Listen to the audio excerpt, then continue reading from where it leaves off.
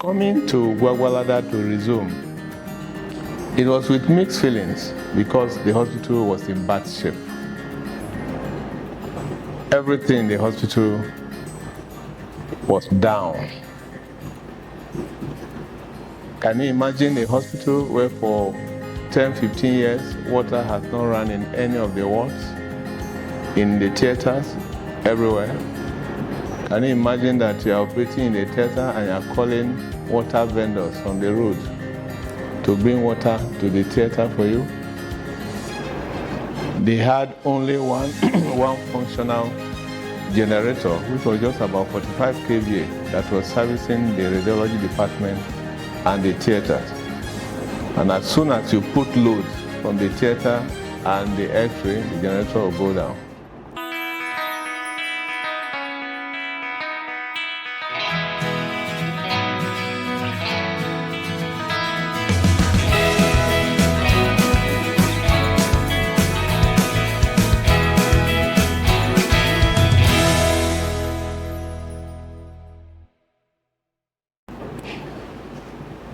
Welcome, viewers. I want to start from where I stopped in the last episode. I told you that I was appointed by God's divine arrangement as the Chief Executive of the University of Abuja Teaching Hospital, despite all odds. God used a Muslim who was the president at that time, even when the other two people had people that were close to the president. I was number one on the list. Number two had the chief of staff to the president as somebody who was standing for him. Number three had the secretary to government, Ambassador Kingibe at that time, who was also standing for him.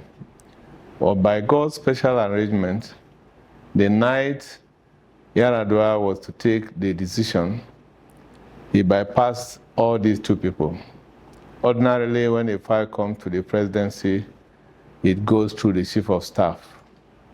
But God made it in such a way that this file went to the president, and the night he wanted to take the decision, at about 1 a.m., he called his chief physician to ask whether he knew any of us. And the chief physician said, no, I don't know any of them, but I can make inquiry of somebody who may likely know them. And he called one Dr. Audu of National Hospital. Dr. Audu was the president, national president of Consultant Association of Nigeria. And incidentally, Dr. Audu was the one that superintended over the election in Gwagwalada among the body of consultants. And so when they call Audu say, well, I don't know him personally, I don't know them personally, but that he was there at the election, and the person whose name is number one after the interview is the same person who was number one following the election. And that is what, the president then, Yaradua, needed to take his decision. That is how yours sincerely was appointed. Coming to Gwagwalada to resume, it was with mixed feelings because the hospital was in bad shape. Everything in the hospital was down. Can you imagine a hospital where for 10, 15 years, water has not run in any of the wards, in the theaters, everywhere? Can you imagine that you are operating in a theater and you are calling water vendors from the road to bring water to the theater for you? They had only one functional generator, which was just about 45 kVA, that was servicing the radiology department and the theaters.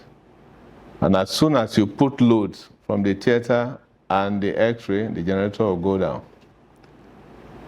I resumed when there was no official vehicle in the hospital, and I was using my vehicle as official vehicle for 9 months before we could buy one vehicle. But as the Lord will have it, through God's special intervention, things started changing.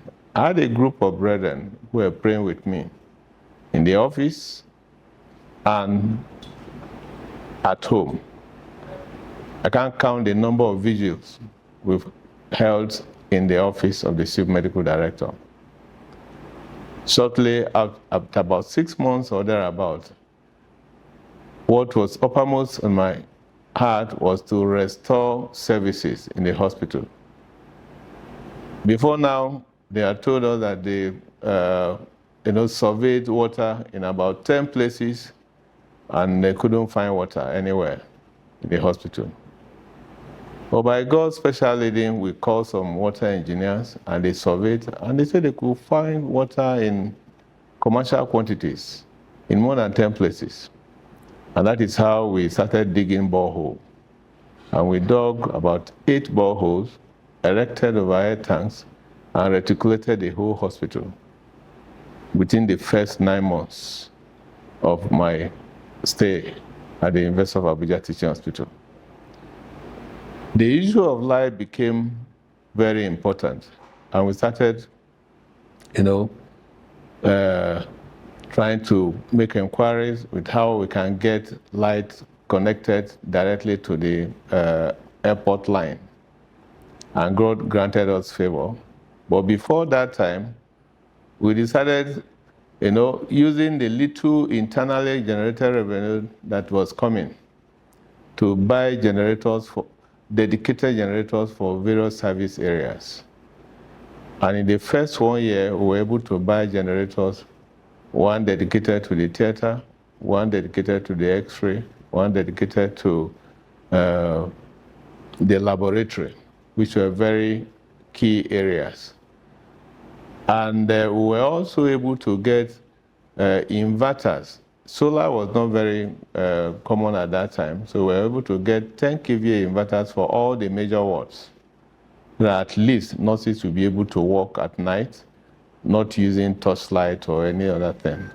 So within the first 1 year, God helped us to establish those services.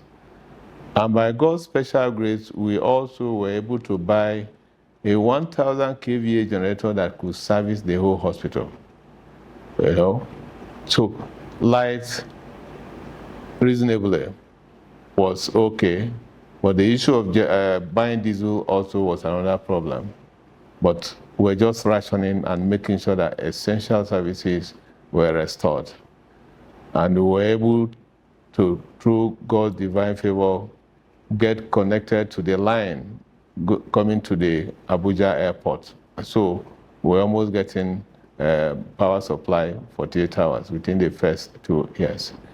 And so with all this being restored, Gwagwalada Specialist Hospital, that was a dry place, because when I came there, you can stay in the clinic for 6-7 hours. I may not see up to 4 or 5 patients. Patients started noticing the difference and they started flooding the hospital. The clinics were becoming busy and so many other activities. And from 35 consultants that we started with, we started attracting various consultants, specialists in different areas that were coming. And one other significant thing that we started, before, when I assumed office, none of the departments was accredited for postgraduate training. And so it became uppermost in my heart that specialist training had to be established. And we started writing the various postgraduate medical colleges, West African Postgraduate Medical College and the National Postgraduate Medical College, to come and inspect for accreditation. And by the grace of God, before I finished my tenure, all the major departments of medicine, surgery, pediatrics, obstetrics, and gynecology were accredited with various subspecialties in some of the departments. And in terms of passing exams at the postgraduate level, we started competing favorably with the very well-established teaching hospitals like Ibadan, Lagos, and the rest of them. And before I left, from 35 consultants, we had over 100 consultants before I left the University of Abuja Teaching Hospital. There's so many other things that the Lord, helped us to do during my tenure at the University of Abuja Teaching Hospital. Teaching became very key, and through the collaboration with the University of Abuja, the medical school was approved, and so undergraduate teaching also started. By the grace of God, I was central and key to the establishment because getting accreditation was difficult, and so we used almost all the facilities in the hospital to get accreditation because the university did not have most of those facilities. So we, told the accrediting body that, look, we work together and almost all our facilities are available for the university for training.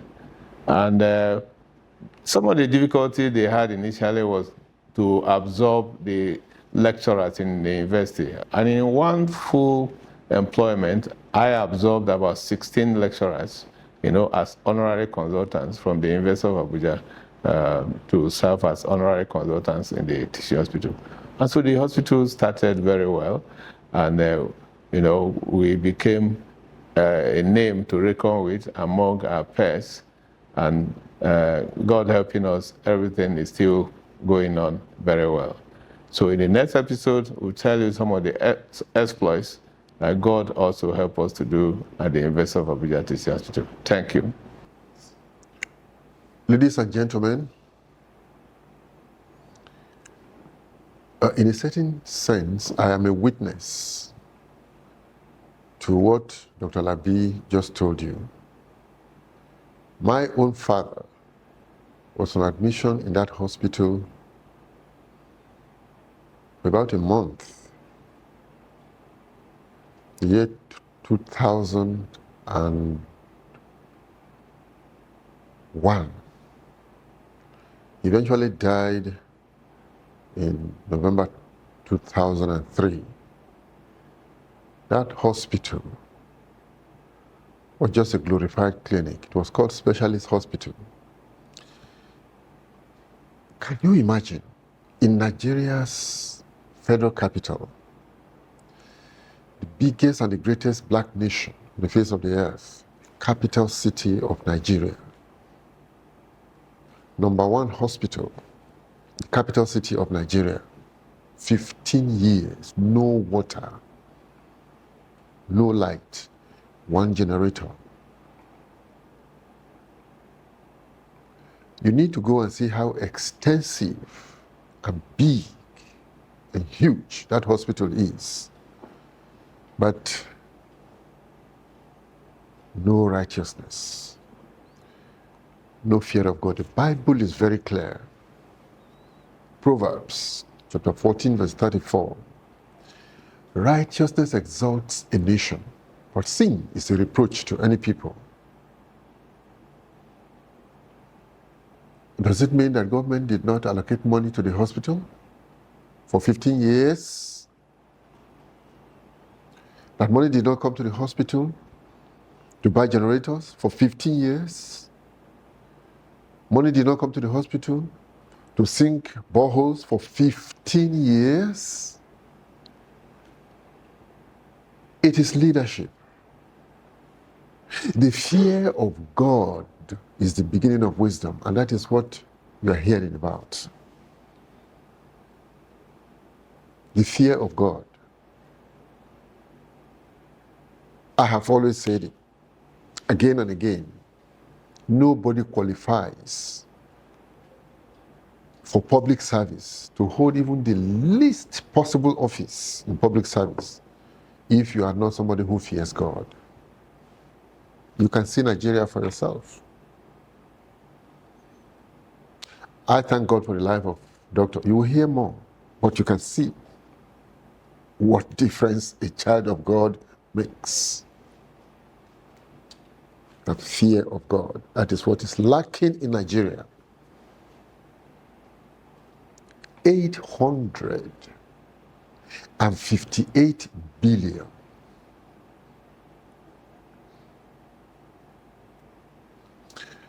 To bridge the gap between the money people are paying as electricity bills and the shortfall that the ADCs are saying they're losing money. 858 billion, only 60 million out of that money was paid out. The rest of the money cannot be traced. How will any nation move forward that way? We need people like this to be at the center of affairs in this country. Born again children of God who fear God more than anything else. That is why we're doing this program, to show the world the difference that a changed life and a changed heart can make. Public service, service delivery. You'll hear more from Doctor. But let me ask you to subscribe to this channel. Send this clip to your friends. Let them see what God is doing in the life that is submitted to Him. What benefit we can bring to society when we put God first. Thank you for tuning in today, and God bless you.